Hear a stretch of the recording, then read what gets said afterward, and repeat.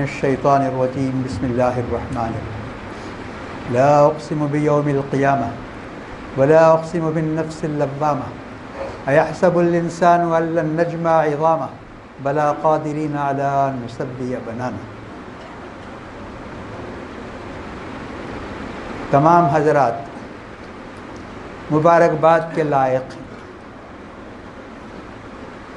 کہ قرآن کو نماز کے اندر سنا، پورا قرآن، جو قرآن اللہ کے رسول صلی اللہ علیہ وسلم پر 23 سال میں نازل ہوا تھا، اس کو ہم نے 29 دنوں میں ختم کیا، بلکہ آپ چاہے تو کہہ سکتے ہیں 29 گھنٹے بھی کہہ سکتے ہیں، کیونکہ 29 گھنٹوں میں ہم نے اس کتاب کو ختم کیا۔ تو بہت ہی خوش نصیب ہیں وہ حضرات جن کو قرآن شروع سے اخیر تک سننے کا موقع ملا، اور خصوصاً نماز کے اندر، تو سب مبارکباد کے مستحق ہیں۔ اور ایک بات اس سال یہ بھی اچھی لگی، عام طور پہ رمضان میں ہم یہ دیکھتے کہ شروع میں ذرا ہجوم رہتا، درمیان میں کم ہو جاتے لوگ، پھر اخیر وقت ہجوم ہو جاتا، لیکن اس مرتبہ محسوس ہوا یہ، ہم نے دیکھا کہ شروع سے اخیر تک اچھی جماعت تھی، اور ہم نے سنا کہ یہ حال اور جگہ بھی ایسا ہی تھا۔ تو اس سے یہ معلوم ہوتا ہے کہ مسلمانوں کو اپنی حالت کا احساس ہو رہا ہے کہ ہم کس دور سے گزر رہے ہیں، ہمارے سروں پر کون سی مصیبتیں منڈلا رہی ہیں، کیا کیا مشکلات ہیں ہماری، اس کا احساس ہونے لگا ہے مسلمانوں کو، اور یہ بہت بڑی بات ہے۔ نقصان اصل چیز نہیں ہے، لیکن نقصان کا احساس بھی ختم ہو جائے تو پھر آدمی کام سے گیا۔ جب آدمی کو احساس ہوتا ہے کہ اس کے اندر کیا کمی ہے، پھر وہ لوٹ کے واپس آ سکتا ہے، اور اگر احساس ہی نہ ہو تو پھر ایسے انسان سے کوئی امید رکھی نہیں جا سکتی۔ تو میں سمجھتا ہوں ساری دنیا کے مسلمان جن حالات سے گزر رہے ہیں، سب نے یہی سوچا ہوگا، یہی طے کیا ہوگا کہ ہمیں اس طرح ہمیشہ نہیں رہنا ہے جس طرح ہم ظلم سہ رہے ہیں۔ ساری دنیا ہمیں بدنام کر رہی ہے، ہمیں مظلوم بنا رہی ہے، ہم پر ظلم کر رہی ہے دنیا، اور طرح طرح کے الزام ہمارے اوپر رکھ رہی ہے دنیا، اور ہمیں آپس میں لڑا رہی ہے۔ اس کا احساس دنیا کے سبھی مسلمانوں کو تقریباً ہوا ہے، اور یہ بڑی اچھی بات ہے کہ ان مبارک دنوں میں مسلمان اللہ تعالیٰ کی طرف لوٹ کر آئے ہیں، اور یہ آنا ان کا مبارک بھی ہو، اور یہ ہمیشہ اس کے اندر استقامت بھی ہو۔ یہ اللہ تبارک و تعالیٰ سے ہمیں دعا کرتے رہنا چاہیے۔ اور اس کے ساتھ ساتھ میں ایک بات یہ بھی عرض کروں گا کہ رمضان کے اندر جس طرح ہم قرآن سے قریب ہوئے، مسجد سے قریب ہوئے، دعاؤں سے قریب ہوئے، رمضان بعد بھی اس چیز کو باقی رکھنا چاہیے۔ ایسا نہیں کہ صرف رمضان کے مہینے میں ہم اللہ سے قریب ہو جائیں، مسجد سے قریب ہو جائیں، اور جیسے ہی عید کا چاند نظر آتا ہے جو کچھ ہم نے کیا اس کو بھلا دیں، ایسا نہیں ہونا چاہیے۔ تو آج آپ نے تراویح میں سوا پارہ سنا۔ پہلی سورت سورہ قیامت ہے۔ جتنی صورتیں آج پڑھی گئیں اکثر صورتیں مکے میں نازل ہوئی ہیں، اور مکے میں جو صورتیں نازل ہوئیں ان کا مضمون عام طور پر توحید ہے، رسالت ہے اور قیامت ہے۔ آج جو صورتیں پڑھی گئیں اس میں زیادہ آیتیں قیامت ہی سے متعلق ہیں، زیادہ صورتیں قیامت سے متعلق ہیں، کیونکہ جب تک آدمی قیامت پر ایمان نہیں لائے گا اور قیامت کے دن جواب دینے کا تصور اس کے ذہن میں نہیں آئے گا، یہ دنیا سدھر نہیں سکتی، یہ دنیا سنور نہیں سکتی، اور انسان نیک نہیں بن سکتا، اور انسان کامیاب نہیں بن سکتا۔ اسے معلوم ہونا چاہیے کہ جو کچھ کر رہا ہے وہ یوں ہی ضائع نہیں جائے گا، یہ سب ایک دن سب کے سامنے آنا ہے۔ تو اللہ تعالیٰ نے بہت زور دیا قیامت کو ثابت کرنے کے لیے، ہر طریقے سے، ہر مثال کے ذریعے بتایا کہ تم قیامت کو مان لو، قیامت پر ایمان لاؤ، تمہاری زندگی سنور جائے گی۔ اللہ تعالیٰ نے کہا۔ لوگوں نے بڑے بڑے اعتراض کیے، ہر اعتراض کا جواب بھی دیا اللہ تبارک و تعالیٰ نے۔ یعنی قدیم زمانے میں لوگوں نے یہ اعتراض کیا کہ آدمی مرنے کے بعد سڑ گل جاتا ہے، ریزہ ریزہ ہو جاتا ہے، اس کو دوبارہ اٹھایا نہیں جا سکتا۔ تو دیکھیے آج دنیا اس کا جواب دیتی ہے۔ ہر آدمی آج جانتا ہے کہ کسی بھی چیز کو بنانے کے لیے ریزہ کرنا پڑتا ہے، چورا کرنا پڑتا ہے، چاہے وہ کاغذ ہو، چاہے شیشہ ہو یا کوئی، اس کے بعد ہی اسے بنایا جا سکتا ہے۔ تو آج کے دور میں ایسا اعتراض کوئی بھی نہیں کرتا۔ آج کا دور علمی دور ہے، تو آج جو اعتراض کرتے ہیں وہ علمی اعتراض کرتے ہیں۔ مثلا حساب پڑھنے والے ایک اعتراض یہ کرتے ہیں کہ ایک آدمی کو کھڑے ہونے کے لیے اتنے انچ جگہ کی ضرورت ہے، اور دنیا میں شروع سے اخیر تک اتنے لوگ ہوں گے، اتنے لوگوں کے کھڑے ہونے کے لیے اتنا بڑا میدان ہونا چاہیے، اور دنیا کے جغرافیے میں ایسا کوئی میدان نہیں۔ تو اس کا جواب بھی اللہ تعالیٰ دیتا ہے، حالانکہ اعتراض یہ آج کا ہے، لیکن قرآن جب نازل ہوا تقریباً 1500 سال پہلے، اللہ تعالیٰ نے فرمایا یوم تبدل الارض غیر الارض، فرمایا قیامت کے روز یہ زمین نہیں رہے گی، وہ دوسری زمین رہے گی۔ اللہ تعالیٰ نے بتایا، دیکھیے اعتراض آج کا ہے، لیکن اسی وقت اللہ تعالیٰ نے فرمایا، سورہ ابراہیم کی آیت ہے یوم تبدل الارض غیر الارض، یہ زمین نہیں رہے گی، وہ دوسری زمین ہوگی جس میں قیامت قائم ہوگی، اور رب العالمین کے سامنے کھڑے ہو کر ہر انسان کو جواب دینا ہوگا۔ تب آج جو تراویح پڑھی گئی اس میں سورہ قیامت کی پہلی صورت تھی، تو اس میں ایک اعتراض یہ کیا لوگوں نے، ہر قسم کا مذاق اڑایا۔ تو ایک اعتراض یہ بھی کیا، فرض کر لو اگر قیامت قائم بھی ہو گئی تو ایسا ہوگا اس کا سر اس کے کندھے پہ رکھ دیا جائے گا، اس کا دل اس کے سینے میں رکھ دیا جائے گا، ایسی باتیں انہوں نے کی۔ اگر قیامت تو ہوگی نہیں، اگر ہوگی بھی تو ایسا ہوگا، پھر اس کا کیا فائدہ کیا ہے؟ تو اللہ تعالیٰ ان آیتوں میں فرماتا ہے تم ایسے سمجھتے ہو، ایسے نہیں۔ اللہ تعالیٰ جب دوبارہ تمہیں بنائے گا تو تمہاری انگلیوں میں جو نشان ہے اس میں بھی فرق نہیں آئے گا۔ بلا قادرین علی ان نسوی یا بنانا کہتا ہے، انگلیوں کا یہ نشان بہت اہمیت رکھتا ہے۔ آج جانتے ہیں آپ سب، آدھار کارڈ کے ذریعے بھی جانتے ہیں اور فنگر پرنٹس کے ذریعے بھی جانتے ہیں، یہ انگلیوں کا نشان دو آدمیوں کا ملتا نہیں، جڑوان بچوں کا، بھائیوں کا بھی نہیں ملتا ہے نشان۔ تو اللہ تعالیٰ دیکھیے اسی وقت جب قرآن نازل کیا فرماتا ہے علی ان نسوی یا بنانا، ہماری قدرت ایسی ہے کہ جو انگوٹھے کے نشان ہی اس میں بھی فرق نہیں آئے گا، کہتا ہے اللہ۔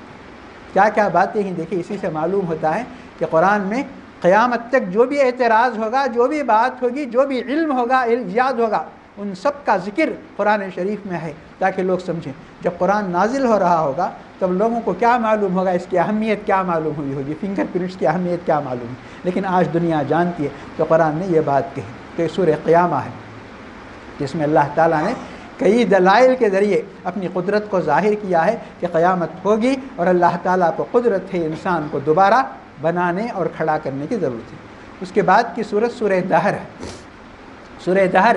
یار ہمارے رسول صلی اللہ علیہ وسلم کو بہت پسند تھی۔ آپ جمعہ کے روز صبح کی نماز کی دوسری رکعت میں اس کی تلاوت فرمایا کرتے تھے۔ پہلی رکعت میں الف لام میم سجدہ، الف لام میم سجدہ میں اللہ تعالیٰ کی قدرت کا بیان ہے، اور جو لوگ اللہ تعالیٰ کو مانتے نہیں ہیں، اللہ تعالیٰ کی قدرت پر یقین نہیں رکھتے، ان کو کیا عذاب ہوگا یہ زیادہ تذکرہ ہے سورہ سجدہ میں۔ اور سورہ دہر میں ماننے والوں کو کیا انعام ملے گا، بڑے بڑے انعامات کا تذکرہ ہے سورہ دہر میں۔ اس کے بعد کی سورت جو پڑھی گئی والمرسلات، اس سورت میں آپ نے غور سے سنا ہوگا ایک آیت بار بار پڑھی گئی، 8-10 بار پڑھی گئی، ویل یومئذ للمکذبین، یعنی اللہ تعالیٰ نے تمام نشانیاں بتائیں کہ تم اللہ کو مانو، اللہ کے رسول کو مانو اور قیامت پر ایمان لاؤ، لیکن لوگ اس کے باوجود جب انکار کرتے تھے، مانتے نہیں تھے، بھٹکتے تھے، تو اللہ تعالیٰ ان کو ایک ایک بات کر کے کہتا ہے جہنم ہے جھٹلانے والوں کو،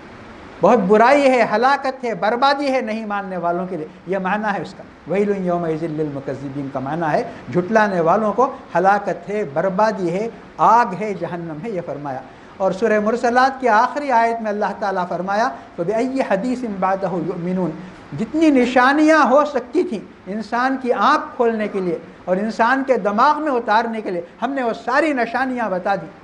زمین میں، آسمان میں، فضا میں، خود انسان کے اندر ہم نے بتایا۔ اس کے باوجود اگر وہ ایمان نہیں لاتا ہے تو اب کس چیز کا اسے انتظار ہے، پوچھتا ہے اللہ۔ فَبِأَيِّ حَدِيثٍ بَعْدَهُ يُؤْمِنُونَ، اب کس چیز کا اسے انتظار ہے جسے دیکھ کر وہ ایمان لائے گا۔ اس کے بعد آخری پارہ شروع ہو گیا، عَمَّ يَتَسَاءَلُونَ، یہ آخری پارہ ہے، یہ بھی قیامت ہی کے ذکر سے شروع ہوتا ہے کہ لوگ قیامت کے بارے میں شک کرتے ہیں، بحث کرتے ہیں، سوال جواب کرتے ہیں۔ بہت جلد جان لیں گے قیامت کیا ہے، وہ دن کیسا ہولناک ہوگا، اور اس دن کیا گزرے گی انسان پر، بہت جلدی جان لیں۔ کلا سیعلمون ثم کلا، یہ فرمایا اللہ تعالیٰ نے۔ اور اس دن جب حساب کتاب لیا جائے گا انسانوں کا، جو لوگ قیامت کو نہیں مانتے تھے، قیامت کا انکار کرتے تھے، حیران و پریشان ہو جائیں گے، روئیں گے، چلائیں گے اور کہیں گے یا لیتنی کنت ترابا، کہیں کاش مجھے اللہ تعالیٰ مٹی بنا دیا ہوتا، پتھر بنا دیا ہوتا، تو پھر قیامت کے روز مجھے اٹھایا نہیں جاتا اور یہاں حساب دینے کے لیے مجھے کھڑے ہونے کی نوبت نہیں آتی۔ کاش مجھے اللہ تعالیٰ انسان بنانے کی بجائے مٹی اور پتھر بنا دیا۔ یقول الکافر یا لیتنی کنت ترابا۔ اس کے بعد کی سورۃ سورہ نازعات ہے۔ سورہ نازعات میں اللہ تعالیٰ فرماتا ہے، بہت بڑی چیز نہیں ہے جنت میں داخل ہونے کے لیے اور جہنم میں داخل ہونے کے لیے، زیادہ اس کی ضرورت نہیں ہے، بلکہ اللہ تعالیٰ نے، اب ہم بھی تقریر کرتے ہیں، گھنٹوں تقریر کرتے ہیں، روز کرتے ہیں، ہفتوں کرتے ہیں، مہینوں کرتے ہیں، لیکن اللہ تعالیٰ نے دو آیتوں کے اندر بتا دیا۔ کیا بتایا اللہ تعالیٰ نے؟ فَأَمَّا مَن طَغَىٰ وَآثَرَ الْحَيَاةَ الدُّنْيَا، جو آدمی اپنی لمٹ سے بڑھ جاتا ہے۔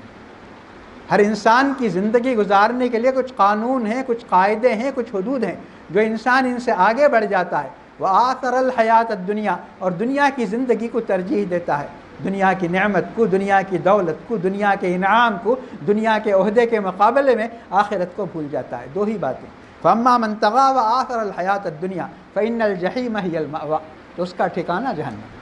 دو ہی باتیں، کوئی لمبی تقریر نہیں، دیکھیے اللہ تعالیٰ کی بات۔ وَأَمَّا مَنْ خَافَ مَقَامَ، اسی طرح جنت میں لے جانے والی چیز، وَأَمَّا مَنْ خَافَ مَقَامَ رَبِّهِ، اور جو شخص رب کے پاس، اس کے پیدا کرنے والے کے سامنے کھڑے ہو کر حساب دینے سے ڈرتا ہے، وَنَهَى النَّفْسَ عَنِ الْهَوَىٰ، اور اپنے نفس کو کنٹرول میں رکھتا ہے، دل چاہتا ہے وہ کھائیں، وہ کریں، یہاں کریں، اس کا مال ہڑپ کر لیں، سب دل بہت چاہتا ہے، ہر شخص کا دل، کہتے ہیں دل بڑا آوارہ ہوتا ہے، کہتے ہیں یہ چاہتا ہے، خواہشیں اس کی ہزاروں ہیں، تو یہ چاہتا ہے، تو اللہ تعالیٰ نے فرمایا جو اپنے دل کو کنٹرول میں رکھے گا، فَإِنَّ الْجَنَّةَ هِيَ الْمَأْوَىٰ، جنت اس کا ٹھکانہ ہے۔ دیکھا آپ نے، کوئی تقریر نہیں، پہلی آیت میں اللہ تعالیٰ نے یہ بتا دیا جو حد سے بڑھ جاتا ہے اور دنیا کی زندگی کو ترجیح دیتا ہے، جہنم اس کا ٹھکانہ، اور جو شخص اپنے رب کے پاس کھڑے ہو کر حساب دینے سے ڈرتا ہے اور اپنے نفس کو کنٹرول میں رکھتا ہے، اس کا ٹھکانہ جنت۔ پھر اس کے بعد سورہ عبس آپ نے پڑھی۔ ان سب صورتوں کی کچھ شان نزول بھی ہے، کچھ واقعات بھی ہیں، لیکن یہ صرف سننے کی باتیں ہیں، اس پہ ہمارے لیے کوئی ایسی نصیحت نہیں ہے، اس لیے میں ان کو چھوڑ کر آگے بڑھتا ہوں۔ تو اس میں اللہ تعالیٰ نے قیامت ہی کے بارے میں فرمایا، فَإِذَا جَاءَتِ الصَّاخَّةُ، صاخہ کا معنی ایسی آواز جو کان کے پردے کو پھاڑ دیتی۔ تو قیامت کے قریب ایسی آواز آئے گی، انسانوں کے کان کے پردے پھٹ جائیں گے، تو فرمایا وہ جب وقت آئے گا تو انسان کی کیا حالت ہوگی، نقشہ کھینچتا ہے۔ آج اس دنیا میں ہمیں بیوی پیاری ہے، بچے پیارے ہیں، دوست احباب پیارے ہیں، بہت رشتے ہیں، ہم ان رشتوں کے لیے جیتے ہیں، ان رشتوں کے لیے مرتے ہیں، لیکن کہتا ہے اللہ تعالیٰ قیامت کے روز آدمی سارے رشتوں کو بھول جائے گا، اسے کوئی فکر نہیں ہوگی، صرف اپنے بچاؤ کی وہ سوچے گا کہ مجھے کسی طرح بچا لیا جائے جہنم کی آگ سے، اور وہ ساری دنیا کو بھی دے کر بچنے کی کوشش کرے گا۔ یہ نقشہ سورہ عبس کی آخری آیتوں میں بتایا، یوم یفر المرء من اخیہ وامہ وابیہ وصاحبتہ وبنیہ، ان سب آیتوں کو۔ ویسے میں سمجھتا ہوں کہ آج آپ لوگوں کو زیادہ لطف بھی آیا ہوگا، یوں تو روزانہ لطف آتا ہے ہمارے حافظ صاحب کی قرأت سے، اور سورہ یہ آخری پارہ جو ہے اکثر لوگوں کو یاد بھی رہتا ہے، خصوصاً عورتوں کو، بچیوں کو، یہ سب یاد رہتا ہے۔ جو صورت ہمیں یاد رہتی ہے وہ تراویح میں پڑھی جاتی ہے، تو اس کا ایک مزہ ہی الگ ہوتا ہے۔ تو اس کے بعد کی صورت سورہ تکویر ہے، اس میں بھی اللہ تعالیٰ نے بتایا کہ قیامت کے قریب اس دنیا میں کیا کیا انقلاب آئیں گے، آسمان کیا ہوگا، زمین کیا ہوگی، یہ سب اس کے اندر بتایا۔ پھر اس کے بعد یہ السماء انفطرت ہے، اس میں بھی یہی سب دیکھیے وہی باتیں ہیں، جب آسمان پھٹے گا تو کیا ہوگا، جب یہ ہوگا، چاند ستارے جھڑ جائیں گے تو کیا ہوگا۔ تو اس میں اللہ تعالیٰ بہت ہی اس کے ساتھ پوچھتا ہے، انسان سے سوال کرتا ہے، یا ایھا الانسان ما غرک بربک الکریم، پوچھتا ہے اے انسان، ہم نے تجھے پیدا کیا اور تیری ہدایت کے لیے اور تیری رہنمائی کے لیے ہم نے پورے جتن کیے، پیغمبر بھیجے، آسمان کی کتابیں آئیں تمہارے پاس، آسمان کی کتاب کی ہم نے حفاظت کی کہ اس میں یہ حرف کم نہیں کر سکتی دنیا، یہ حرف بڑھا نہیں سکتی، اس کے باوجود تم حق کو قبول کیوں نہیں کرتے؟ پھر اللہ تعالیٰ کہتا ہے صرف اس لیے کہ تمہارا رب بڑا بخشنے والا ہے۔ اگر تمہارا رب تمہاری غلطیوں پہ پکڑتا تو تمہارے اندر یہ ہمت نہیں ہوتی، تمہارے اندر یہ جرأت نہیں ہوتی۔ تمہارا رب کریم ہے، معاف کرنے والا ہے، بخشنے والا ہے، اس لیے تم غلطی پر غلطی کیے جا رہے ہو، گمراہی کے راستے پہ چلتے جا رہے ہو۔ الذی خلقک فسواک فعدلک، سوچو تم کو اللہ تعالیٰ نے کتنا اچھا بنایا، دنیا کے اندر مخلوق 50,000 سے زیادہ ہے کہتے ہیں لوگ، زندہ مخلوق 50,000 سے زیادہ ہے، سب کو آپ دیکھ لیجئے ان کی شکل کیسی ہے، ان کا جسم کیسا ہے، ان کی حیت کیسی ہے، لیکن انسان کو جس طرح بتایا اللہ تعالیٰ، بنایا اللہ تعالیٰ نے، آگے بھی سورہ 3 میں سناؤں گا میں آپ کو، تو اللہ تعالیٰ فرماتا ہے کہ ہم نے انسان کو اس طرح بنایا، فی احسن تقویم، اس کے سر کو اونچا رکھا ہم نے تاکہ وہ سر پیدا کرنے والے کے سوا کسی اور کے آگے نہ جھکے، اور اگر یہ سر ادھر ادھر جھکتا ہے تو یہ سر نہیں ہے، یہ اللہ تعالیٰ نے بتایا، ایسا انسان سب سے ذلیل ہے اور سب سے پست ہے، فرمایا کسی چیز کے آگے یہ سر نہیں جھکے گا، نہ کھانے کے آگے، نہ پانی کے آگے، نہ روٹی کے آگے، کسی کے آگے نہیں جھکے گا، پیدا کرنے والے کے آگے جھکے گا۔ اور دوسروں کو دیکھ لیجئے، بڑے سے بڑے جانور کو دیکھ لیجئے، پانی دیکھتے ہیں جھک جاتے ہیں، وہ کھانا دیکھتے ہیں جھک جاتے ہیں، چارہ دیکھتے ہیں، گھاس دیکھتے ہیں جھک جاتے ہیں، لیکن انسان کا سر اللہ تعالیٰ نے ایسا بنایا۔ تو پھر ابھی میں سورہ 3 کی آیت بھی بتا دیتا ہوں تاکہ دوبارہ کہنا نہ پڑے، کہا کہ ایسا انسان ہے، ہم نے اس کو بنایا انسان کو تاکہ اس کا سر، لیکن جو لوگ پتھر کے آگے، قبر کے آگے، دوسرے مزاروں کے آگے، یہاں وہاں روٹی کے آگے جھک جاتے ہیں، رددناہ اسفل سافلین، کہا ان سے بدتر انسان کی مثال آپ کو نہیں مل سکتی تھا، ہم نے ایسا بنایا، ایسا پیدا کیا، اور یہ اپنی حقیقت کو نہیں جانتا، اپنی قیمت کو نہیں سمجھتا ہے، یہ فرمایا۔ تو اس میں یہی فرمایا اللہ تعالیٰ نے۔ اس کے بعد کی صورت ویل للمطففین ہے، اس کا ذکر میں بار بار کر چکا ہوں آپ سے کہ ناپ تول میں کمی بیشی نہیں ہونی چاہیے۔ اللہ تعالیٰ نے اس کے لیے ایک پیغمبر کو بھیجا دنیا میں، اور پوری قرآن میں ایک صورت ہے اس کام کے لیے۔ آپ جانتے ہیں کہ دنیا کے اندر بھی قانون ہے، بڑا جرم ہے ناپ تول میں کمی کرنا، اپنے ترازو اور اپنے بٹ وغیرہ ایسے ویسے رکھنا جرم ہے، لیکن اس کے باوجود یہ دنیا کرتی ہے، کیونکہ دنیا یہ سمجھتی ہے کہ ہم بچ جائیں گے، ہم کو کوئی پکڑ نہیں سکتا ہماری ہوشیاری کی وجہ سے، یا ہماری رشوت کی وجہ سے، ہماری اس کی وجہ سے، لیکن اللہ تعالیٰ یہ تصور نہیں پیدا کرتا، بلکہ پوچھتا ہے کہ جو لوگ ایسا کرتے ہیں، الا یظن اولئک انہم مبعوثون، پوچھتا کیا ان لوگوں کو یقین نہیں ہے کہ مرنے کے بعد اٹھائے جائیں گے، یہ لوگ زندہ کیے جائیں گے، لیوم عظیم، وہ بہت بڑا دن ہوگا، یوم یقوم الناس لرب العالمین، جس دن ساری دنیا کے انسان، جب سے دنیا ہے اور جب تک دنیا رہے گی، رب العالمین پیدا کرنے والے کے سامنے کھڑے ہو کر اپنی زندگی کا حساب دیں گے۔ یہ تصور اگر آ جائے دماغ میں تو انسان فرشتوں کی طرح زندگی بسر کرے گا، اس سے کوئی غلطی اندھیرے میں، اکیلے میں کہیں نہیں ہوگی، یہ تصور پیدا کرتا ہے۔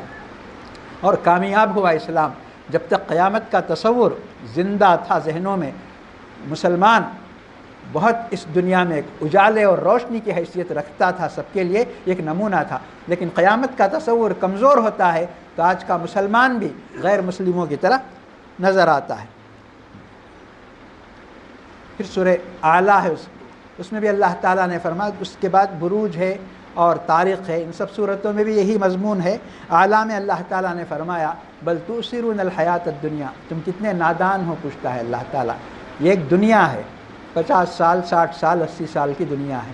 اور ایک دنیا ہے لاکھوں سال کی، کروڑوں سال کی، کس کو اچھا بنانا ہے، کس کو ترجیح دینا ہے، لیکن تم کیسے نادان ہو کہ چند سالوں کی دنیا کو اچھا بنانے کے لیے آخرت کو تم بھول جاتے ہو۔ والآخرۃ خیر وابقیٰ، آخرت بہت بہتر ہے اور ہمیشہ رہنے والا گھر ہے، یہ فرمایا۔ اس کے بعد کی صورت سورہ غاشیہ ہے۔ غاشیہ میں بھی انعامات کا بھی ذکر ہے اور عذاب کا بھی ذکر ہے۔ اخیر آیت اس کی ہے، سب لوگ ہماری طرف لوٹ کر آئیں گے، سارے لوگ ہمارے ہی طرف لوٹ کر آئیں گے، چاہے ان کو قبر میں دفناؤ یا سمندر میں بہا دو یا پہاڑ میں رکھ کر پرندوں کو کھلا دو یا جلا دو، ان کو کچھ بھی کرو، لیکن سب کو ہماری طرف لوٹ کر آنا ہے اور ہمارے پاس اپنی زندگی کا حساب دینا ہے۔ تو یہ آیت جب آئی، یہ آیت جب آتی ہے تو ہم پڑھتے ہیں اللہم حاسبنی حسابا یسیرا، تو اس کے بارے میں ایک بات سن لیجئے، اللہ کے رسول صلی اللہ علیہ وسلم سے ثابت ہے، آپ پڑھتے تھے اللہم حاسبنی، لیکن یہاں پڑھتے تھے یہ نہیں ہے، قرآن کی مختلف آیتوں میں جہاں حساب کا ذکر آتا ہے وہاں آپ پڑھتے تھے اللہم حاسبنی حسابا یسیرا، اے اللہ تو میرے حساب کو آسان کر دے۔ تو عائشہ رضی اللہ تعالی عنہا نے ایک روز پوچھا یہ حسابا یسیرا کیا ہے، پوچھا معنی اس کا حسابا یسیرا کا آسان حساب، تو انہوں نے پوچھا یہ آسان حساب کیا ہے، حساب حساب ہی ہے، آسان مشکل کیا ہے؟ تو آپ نے فرمایا اللہ تبارک و تعالی سرسری دیکھ کر چلو چلو کہہ دے گا یہ حساب یسیرا ہے، اور جس کے بارے میں پوچھے گا یہ کیا ہے پوچھے گا من نوقش الحساب فقد ہلکا، پھر تو وہ پھنسا،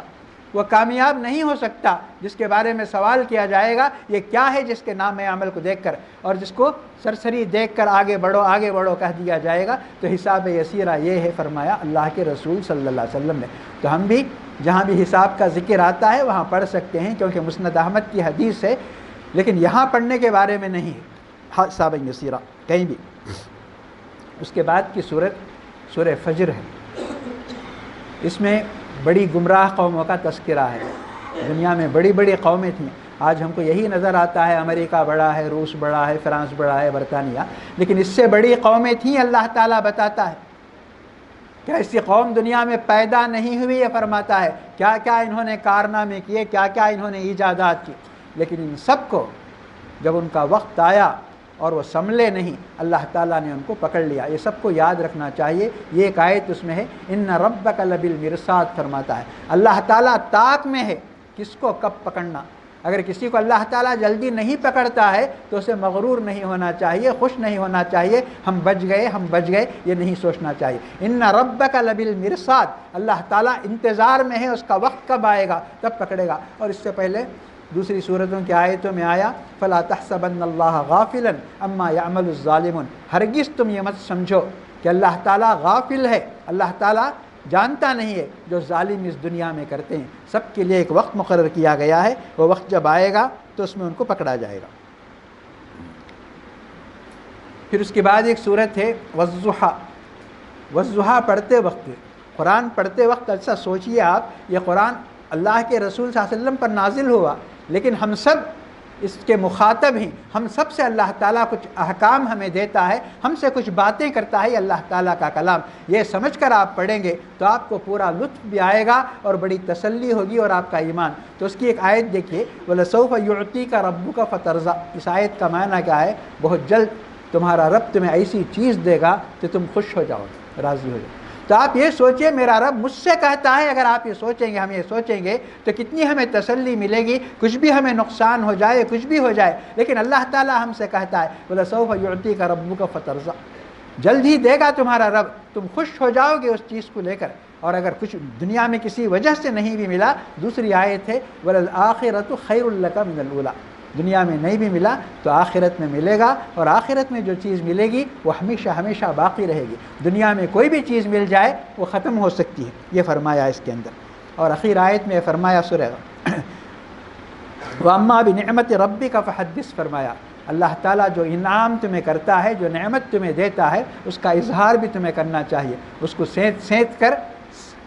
چھپا کر نہیں رکھنا چاہیے، اور اب اس کا اظہار کیے بغیر آدمی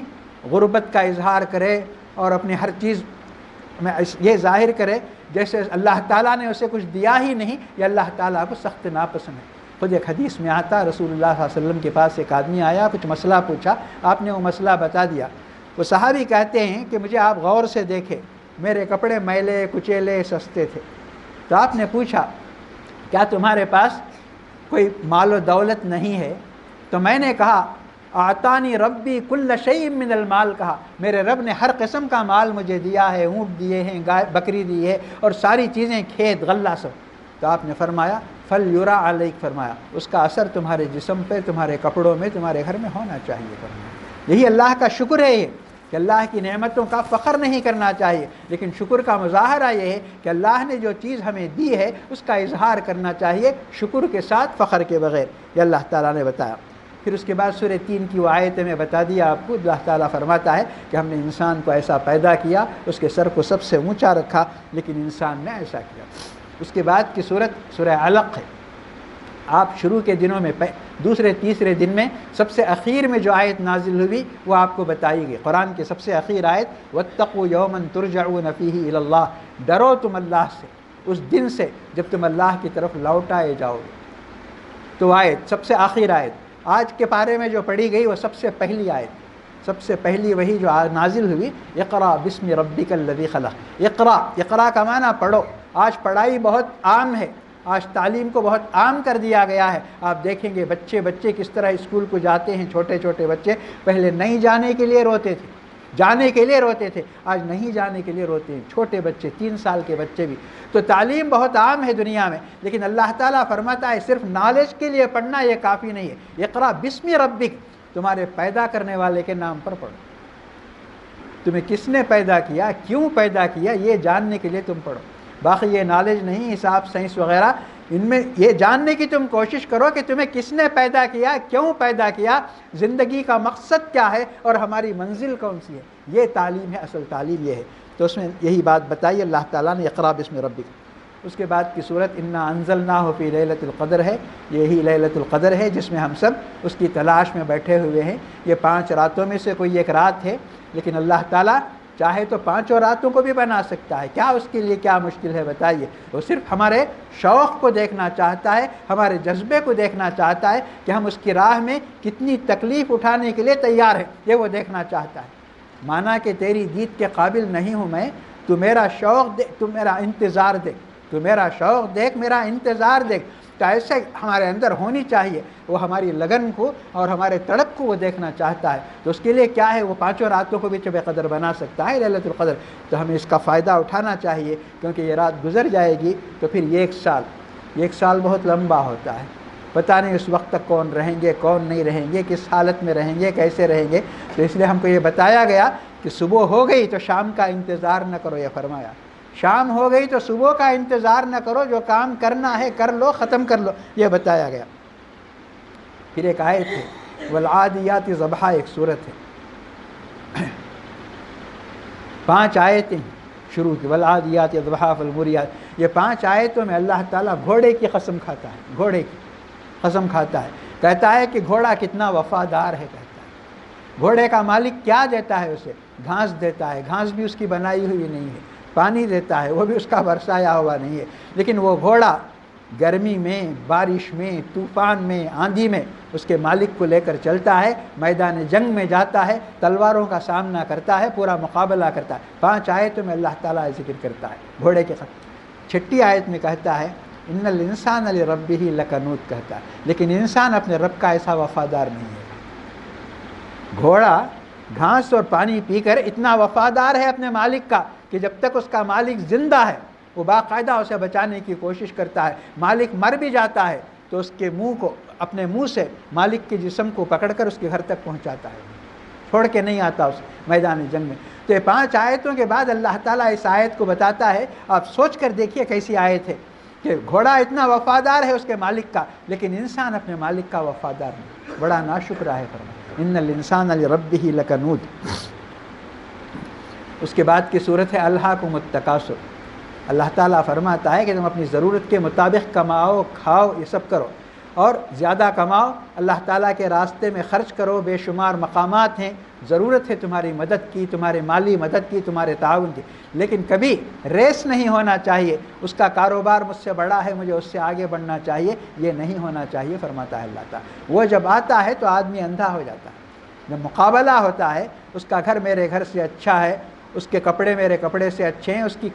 گاڑی میری گاڑی سے اچھی ہے، ایسی بات جب آتی ہے تو پھر آدمی اندھا ہو جاتا ہے۔ یہ اللہ تعالیٰ فرماتا ہے غافل ہو جاتا ہے آدمی اپنی زندگی کے مقصد سے کہ اللہ تعالیٰ نے اسے کیوں پیدا کیا، یہاں تک کہ وہ اسی میں آگے بڑھنے کی دھن میں رہتا ہے، موت آ جاتی ہے اس کی، اور پھر اس کے دل میں حسرت باقی رہ جاتی ہے۔ یہ بھی ایک صورت آپ نے پڑھی۔ اور ایک صورت ہے الم تر کیف فعل ربک، ایک تاریخی صورت ہے یہ۔ کعبے کا ایک مقام تھا، ہزاروں سال سے جب سے ابراہیم نے بنایا، کعبے کا ایک مقام تھا، لوگ دور دور سے کعبے کے طواف کے لیے آتے تھے۔ یہ دیکھ کر ایک بادشاہ نے، یمن کا ایک بادشاہ بھی نہیں تھا، وہ گورنر تھا، ابرہا اس کا نام تھا، اس نے ایک بہت خوبصورت کعبہ بنایا، شاندار کعبہ بنایا، اور لوگوں سے کہا کہ اس کعبے کو چھوڑو، مکے کے وہ غربت کا کعبہ ہے، یہ امارت کا کعبہ ہے، اس کی طرف آؤ، اس کا طواف کرو۔ لیکن اس کے باوجود کوئی بھی نہیں آیا، اتنا سب ہونے کے باوجود اس نے دعوتیں دیں، سب کچھ دیا، نہیں آیا۔ تو اس نے سوچا کہ ایک ہی راستہ ہے، اس کعبے کو ختم کر دینا چاہیے، مکے کے کعبے کو گرا دینا چاہیے، تو پھر میرا کعبہ آباد ہو جائے گا۔ تو وہ لشکر لے کر گیا، ہاتھیوں کے ساتھ لشکر لے کر گیا، بڑا قصہ ہے، تاریخی قصہ ہے۔ اسی سال اللہ کے رسول صلی اللہ علیہ وسلم کی ولادت ہوئی۔ اس سال کو تاریخ میں کہا جاتا ہے عام الفیل کہا جاتا ہے، ہاتھی کا سال، تو اسی سال اللہ کے رسول صلی اللہ علیہ وسلم کی ولادت ہوئی، یہ گیا کرنے کے لیے، لیکن اللہ یہ کوئی بھی اتنا بڑا لشکر تھا اس کا، ابرہا اس کا نام، اتنا بڑا لشکر تھا کہ اس کے مقابلے کی ہمت کسی کو بھی نہیں ہوئی۔ اس نے اونٹ پکڑ لیا، عبد المطلب کے اونٹ پکڑ لیے، رسول اللہ صلی اللہ علیہ وسلم کے دادا ہیں، تو وہ گئے اس کے پاس، ابرہا کے پاس، اس نے کہا میرے اونٹ تم نے کیوں پکڑ لیے؟ وہ چھوڑو، ہمیں ضرورت ہے۔ اس نے کہا میں کعبے کو مسمار کرنے کے لیے آیا ہوں، کعبے کو توڑنے کے لیے آیا ہوں، تمہیں کعبے کی فکر نہیں ہے، اونٹ کی فکر ہے۔ تو عبد المطلب نے سادگی سے یہ جواب دیا، انا رب الابل، کہا میں اونٹ کا مالک ہوں، مجھے اونٹ کی فکر ہے، کعبے کا ایک مالک ہے، وہ کعبے کی حفاظت کرے گا۔ ایمان بھی دیکھیے، یہ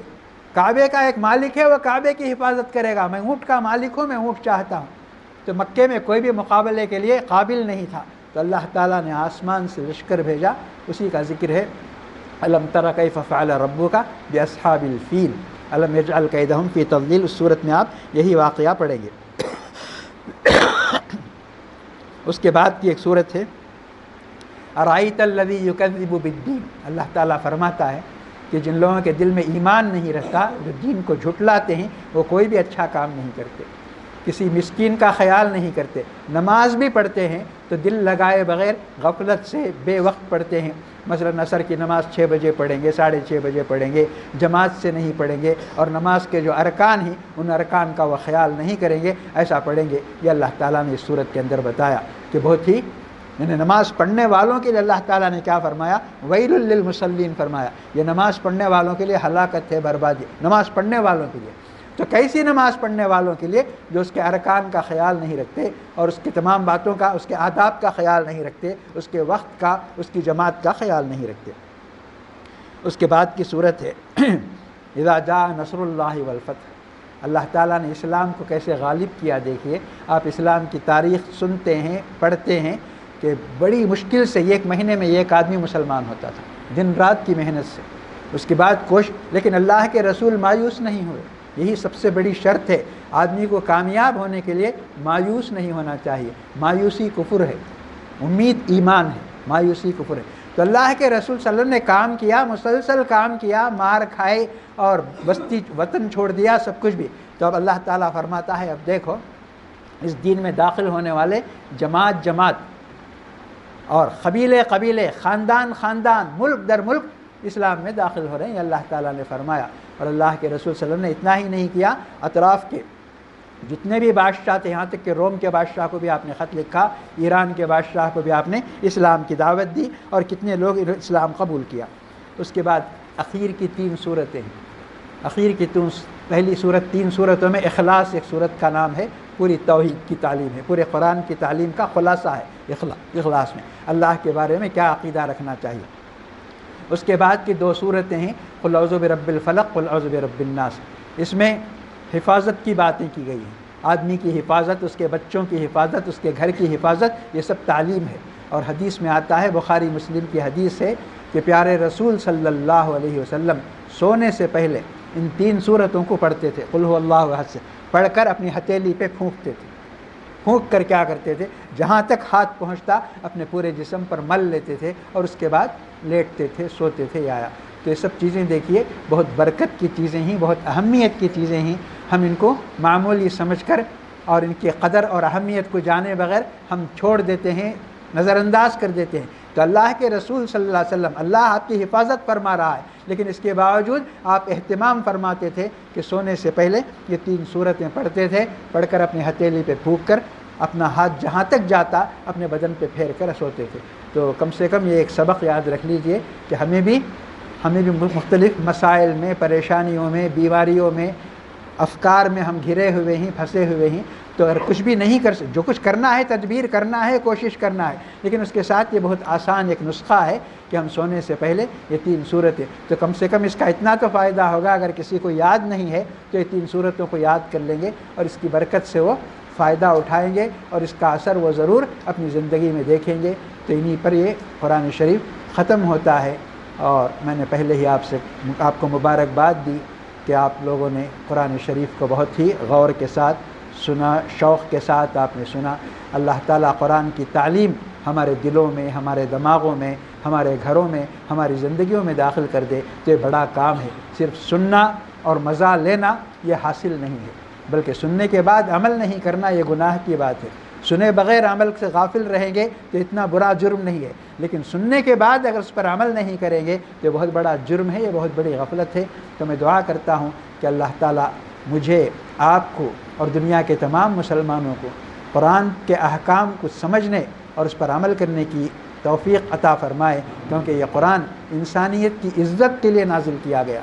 جس قوم پہ یہ کتاب نازل کی گئی اسے اللہ تعالیٰ سب سے اونچی قوم دیکھنا چاہتا تھا۔ تو جب تک فرمایا اللہ کے رسول صلی اللہ علیہ وسلم نے ان اللہ یرفع بہ اقوام ویضع بہ آخرین، فرمایا کہ اللہ تعالیٰ اسی قرآن کے ذریعے کمزور لوگوں کو اوپر اٹھاتا ہے، اور اسی قرآن کو جب وہ چھوڑ دیتے ہیں تو اوپر والوں کو نیچے کر دیتا ہے۔ یہ فرمایا یہ سب باتیں سب سے سچی باتیں ہیں اللہ کی اور اللہ کے رسول کی۔ تو ہمیں قرآن کے ساتھ ہم نے غفلت برتی، یہ غفلت ہرگز نہیں ہونا چاہیے، قرآن سے ہمارا تعلق بڑھنا چاہیے، تبھی اللہ تعالیٰ ہمارے مسائل کو سنے گا اور اللہ تعالیٰ ہمارے مسائل کو سلجھائے گا۔ اللہ تعالیٰ ہماری پریشانیوں کا خاتمہ فرمائے، ہماری مصیبتوں کو دور فرمائے۔ جس کی جو مجبوری ہے اللہ تعالیٰ اس مجبوری کو دور کرنے کے لیے اسے توفیق دے، ہمت دے اور اسے اس قابل بنائے۔ ہمارے تمام بیماروں کو اللہ تعالیٰ صحت عاجلہ اور شفاء کاملہ نصیب فرمائے، ہمارے مرحومین کی مغفرت فرمائے، انہیں جنت الفردوس اور اعلیٰ علیین میں جگہ نصیب فرمائے۔ زمین کی ہر آفت اور آسمان کی ہر مصیبت سے اللہ تعالیٰ ہم سب کی حفاظت فرمائے، ہماری کھوئی ہوئی عزت، عظمت اور حکومت اور ہمارا وقار ان سب کو اللہ تعالیٰ باقی اور برقرار رکھے۔ ربنا تقبل منا انک انت السمیع العلیم وتب علینا انک انت التواب الرحیم، توفنا مسلمین والحقنا بالصالحین، وصلی اللہ تعالی وسلم علی خیر خلقہ سیدنا محمد وعلی آلہ واصحابہ اجمعین برحمتک یا ارحم الراحمین والحمد للہ رب العالمین۔